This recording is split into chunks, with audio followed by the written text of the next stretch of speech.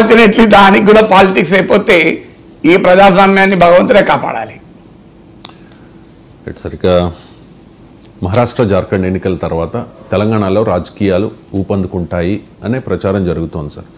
తెలంగాణలో ప్రస్తుతానికి రాజకీయం ఏదో స్తబ్దుగా ఉన్నట్టుగా కనిపిస్తోంది. భారతీయ జనతా పార్టీ ఇప్పటివరకు రాష్ట్ర అధ్యక్షుడిని ప్రకటించలేదు. మరి రేవంత్ క్యాబినెట్లో ఒక 6 బెర్త్స్ ఖాళీగా ఉన్నాయి, దాని మీద కూడా క్లారిటీ లేదు. బీఆర్ఎస్ విషయంలో కాస్త కేటీఆర్, హరీష్ అగ్రెసివ్గా పనిచేస్తూ ఉన్న క్షేత్రస్థాయిలో, కేసీఆర్ అయితే ప్రజెంట్ కామ్గా ఉన్న పరిస్థితి, రెస్ట్ తీసుకుంటూ ఉన్న పరిస్థితి. సో ఈ ఎన్నికల ఫలితాల తర్వాత తెలంగాణలో ఎటువంటి పరిణామాలు చోటు చేసుకునే అవకాశాలు ఉన్నాయి? కామ్గా ఉండడం వేరు, రెస్ట్ తీసుకోవడం వేరు. రెస్ట్ తీసుకున్న మీకు ఎట్లా తెలుస్తుంది? మీరు వెళ్ళి చూసారా ఆయన రెస్ట్ పండుకున్నాడని? మనం ఎలా కామెంట్ చేయకూడదు. ఆయన రెస్ట్ తీసుకుంటున్నాను ఏ కంక్లూజన్ రాగలం? అది ప్రత్యర్థుల వాదన. అది సో రాజకీయ నాయకులు ప్రజల్లో కూడా అదే ఫీలింగ్ ఉంది సార్. సో అంటే మీరు ఎట్లా ఫీలింగ్ ఎట్లా మెజర్ చేశారు? బీఆర్ఎస్ క్యాడర్లో కూడా సో బీఆర్ఎస్ క్యాడర్ మీరు ఎంతమంది ఇంటర్వ్యూ చేశారు? మేడం ఇవన్నీ ఒక 100 మందిని ఇంటర్వ్యూ చేశారా, 1000 మంది ఇంటర్వ్యూ చేశారా? బీఆర్ఎస్ క్యాడర్లో ఉన్న ఫీలింగ్ మీకు ఎలా తెలిసింది? ఎవరు చెప్పారు? సో ఇవన్నీ మనం మన అభిప్రాయాలని ప్రజల అభిప్రాయాలుగా చెప్తుంటాం. కేసీఆర్ రోజు పార్టీ వ్యవహారాలని సమీక్షిస్తూ వ్యూహరచన చేస్తూ ఆయన పార్టీ గైడెన్స్ ఇస్తూ నడుస్తున్నది. మీరు రెస్ట్ తీసుకుంటున్నా మీరు అనుకుంటున్నారా? రెస్ట్ తీసుకుంటాడు కేసీఆర్, రాజకీయ నాయకుడు రెస్ట్ తీసుకుంటాడు. ఆ రాజకీయ నాయకులు సో కామ్గా ఉండడం అనేది నిజం. మీరు అన్నది కామ్గా ఉన్నంత మాత్రాన రెస్ట్ తీసుకుంటే కాదు. కామ్గా ఉంటే రెస్ట్ తీసుకున్నారనే కాదు. ఎగ్జామ్ ప్రిపేర్ అయ్యేవాడు కామ్గానే ఉంటాడు, బయటకు వచ్చి ఆడతాడా అంటే రెస్ట్ తీసుకుంటున్నట్టు ఎగ్జామ్ ప్రిపేర్ అయిన వాళ్ళు. ఎగ్జామ్ ప్రిపేర్ అయ్యేవాళ్ళు కామ్గా ఉండకపోతే ఎగ్జామ్ ప్రిపేరే కాలేడు కదా. ఎగ్జామ్ ప్రిపేర్ అయ్యేవాడు చాలా కామ్గా ఉండాల్సి వస్తుంది. సో అందువల్ల ఎప్పుడు రెస్ట్ తీసుకోవడం వేరు, కామ్గా ఉండడం వేరు. మనం ఇండిపెండెంట్గా మాట్లాడే మీడియా ప్రతినిధులుగా రాజకీయ ప్రత్యర్థుల భాష మాట్లాడకూడదు. సో ఫ్యాక్ట్ ఏంటి అంటే కేసీఆర్ మౌనంగా ఉన్నాడు, అది నిజం. ఆయన వ్యూహాత్మకంగా మౌనం. డిసెంబర్ తర్వాత కేసీఆర్ రంగంలో దిగుతారని కూడా అంటున్నారు. మీరు అన్నట్లు మూడు పార్టీలో కూడా ఈ పరిణామాలు నిజం. బీజేపీ రాష్ట్ర అధ్యక్షుడిని ఇంకా ఎన్నుకోలేదు, రేవంత్ రెడ్డి క్యాబినెట్ విస్తరణ జరగలేదు, కేసీఆర్ రంగప్రవేశం జరగలేదు. సో అందువల్ల ఈ 3 ఫ్యాక్టర్స్ నిజం. మహారాష్ట్ర ఎన్నికల తర్వాత ఈ 3 పరిణామాలకు కూడా ముందుకొచ్చే అవకాశం అయితే ఉన్నాయి. ఎందుకంటే మహారాష్ట్రలో గనక బీజేపీ గెలిస్తే ఒక రకమైన రాజకీయం ఉంటుంది. కాంగ్రెస్ భాగంగా ఉన్న ఎంవీఏ గెలిస్తే ఒక రకంగా రాజకీయం ఉంటుంది. సో ఆ రాజకీయ పరిణామాలు మహారాష్ట్రాన్ని బట్టి మిగతా అంశాలు కూడా జోడించబడతాయన్నది నిజం. ఎందుకంటే మహారాష్ట్ర కీలకమైన స్టేట్ కనుక అన్ని ప్రధాన పార్టీలన్నీ బీజేపీ, కాంగ్రెస్ 2 జాతీయ పార్టీలకు కూడా పూర్తిగా కాన్సన్ట్రేషన్ మహారాష్ట్ర పైన ఉన్నాయి. అందువల్ల ఇప్పుడు ఈ సమయంలో ఏ స్టెప్ తీసుకున్నా ఇది ఒకటే కాదు, ఈవెన్ కేటీఆర్ అరెస్ట్ అవుతాడా కాడా అనేది కూడా నీకు మహారాష్ట్ర ఎన్నికల తర్వాత తేలుతుంది. అది కూడా 4వ అంశం కూడా. సో అందువల్ల ఈ ఫ్యాక్టర్స్ అన్నీ ఉన్నాయి.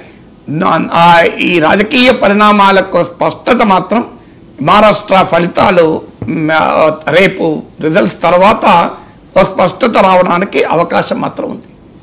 సార్ అంటే బీజేపీ కాంగ్రెస్లకు వ్యతిరేకంగా బీఆర్ఎస్ ఎటువంటి వ్యూహాన్ని అమలు చేయవచ్చు ఈ ఫలితాల తర్వాత? అంటే ఇప్పుడు మీకు మహారాష్ట్ర ఎన్నికల బీఆర్ఎస్కు ప్రధాన శత్రువు కాంగ్రెస్.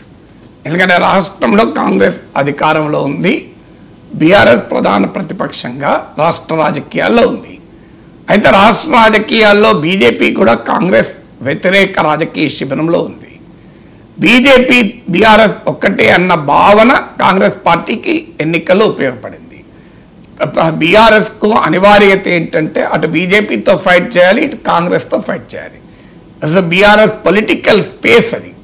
కానీ ఈ పొలిటికల్ స్పేస్లో కాస్తంత టిల్ట్ బీజేపీ వైపు ఉంటుందా, బీజేపీని కాస్త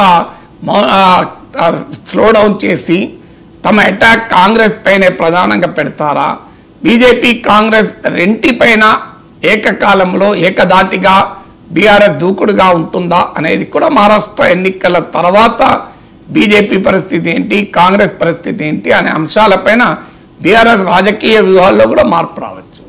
అల్టిమేట్గా బీఆర్ఎస్ కాంగ్రెస్ పార్టీని దెబ్బతీయడానికి ప్రయత్నం చేస్తుంది. ఎందుకంటే కాంగ్రెస్ పార్టీ బీఆర్ఎస్ ఓడించి అధికారంలోకి వచ్చింది కనుక బీఆర్ఎస్ ప్రధానమైన టార్గెట్ కాంగ్రెసే. కాంగ్రెస్ ప్రధానమైన టార్గెట్ అయ్యే క్రమంలో బీజేపీ పట్ల, కేంద్ర ప్రభుత్వం పట్ల తెలంగాణ సమాజంలో ఏ రకమైన అభిప్రాయాలు ఉన్నాయి, ఆ దానికి ఏ రకంగా రియాక్ట్ అయితే తమకు అనుకూలం అనేది బీఆర్ఎస్ ఎత్తుగడలు వేస్తుంది. మహారాష్ట్రలో బీజేపీ గెలిచింది అనుకోండి, ఆటోమేటిక్గా బీజేపీ వైపు మరి అదే విధంగా గట్టిగా ఉంటుందా, లేదా అవసరమైతే బీజేపీతో కలిసైనా కాంగ్రెస్ని ఎదుర్కోవాలి ఇప్పుడు కాకపోయినా ఎన్నికల సమయానికి అనే ఆలోచనకు బీఆర్ఎస్ వస్తుందా, ఇవన్నీ కూడా మనకు పొలిటికల్ క్వశ్చన్ తేలేది. అంటే కాంగ్రెస్ పైన బీఆర్ఎస్ పోరాటం అనే దాంట్లో స్పష్టత ఉంది. అది మహారాష్ట్రలో కాంగ్రెస్ నాయకత్వంలోని ఎంబీఏ గెలిచినా, ఇండియా కూటమి గెలిచినా, ఓడినా ఆ వ్యూహంలో ఎలాంటి మార్పు రాదు. ఎందుకంటే అది రాష్ట్ర రాజకీయాలు, ఫంక్షన్ స్టేట్ పాలిటిక్స్.